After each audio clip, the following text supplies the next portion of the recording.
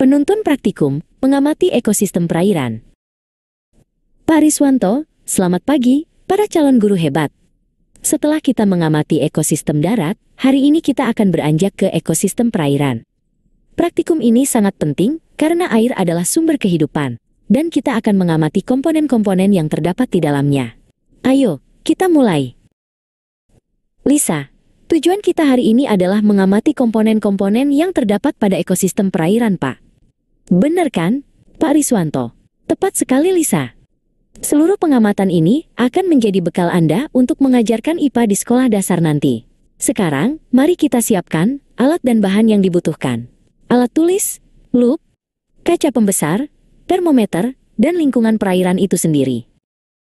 Rio, kita sudah siapkan semuanya, Pak. Sekarang, cara kerja nomor 1, menentukan ekosistem perairan.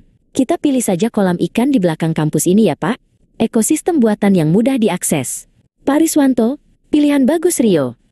Langkah ini mengajarkan kita bahwa ekosistem bisa berupa kolam, parit, atau sungai kecil, alami maupun buatan. Selanjutnya, kita amati komponen abiotiknya. Pak Riswanto, komponen abiotik perairan sedikit berbeda. Kita akan mengamati suhu air, kejernihan, dan intensitas cahaya. Untuk suhu air, masukkan termometer ke dalam air selama beberapa menit. Lisa, baik Pak, saya akan mengukur suhu air di permukaan dan di kedalaman sekitar 10 cm, lalu merata-ratakannya. Apakah pH juga perlu, Pak? Lisa, suhu airnya 27 derajat Celcius, Pak. Kejernihannya sedang, airnya agak keruh karena lumpur. Intensitas cahayanya kuat, karena kolam ini terbuka. Saya catat semua data ini di lembar pengamatan. Pak Riswanto, hebat Lisa. Ketelitian pengukuran suhu air sangat penting karena ia memengaruhi kehidupan biota di dalamnya. Pastikan Anda juga mencatat kondisi lingkungan sekitar seperti tekanan udara menggunakan barometer dan kelembaban udara. Pak Riswanto, setelah abiotik mari kita pindah ke komponen biotik.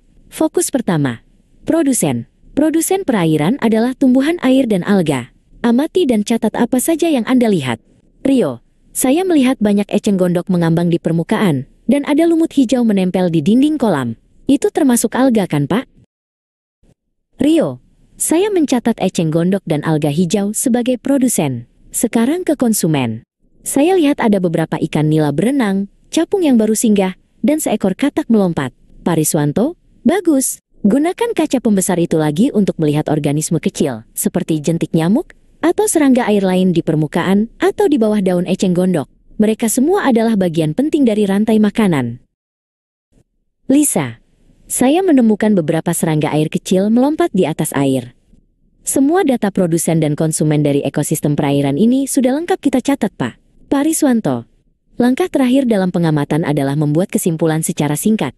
Apa inti dari seluruh pengamatan Anda? Rio, kesimpulan kami, ekosistem perairan memiliki komponen biotik yang sangat bergantung pada komponen abiotik air, seperti suhu dan kejernihan. Perubahan kecil bisa memengaruhi semua makhluk hidup di dalamnya, Pak. Pak Riswanto, tepat sekali Rio. Inilah yang kita butuhkan, pemahaman mendalam. Sekarang, mari kita renungkan.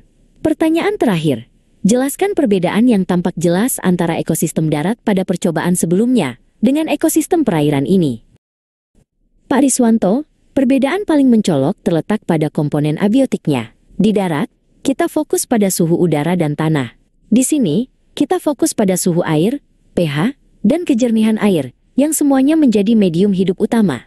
Komponen biotiknya pun berbeda, dengan produsen berupa alga dan tumbuhan air yang unik. Lisa dan Rio, terima kasih Pak. Sekarang kami benar-benar paham. Pak Riswanto, sama-sama. Jadilah tutor dan guru yang selalu bersemangat dalam melakukan eksperimen ya.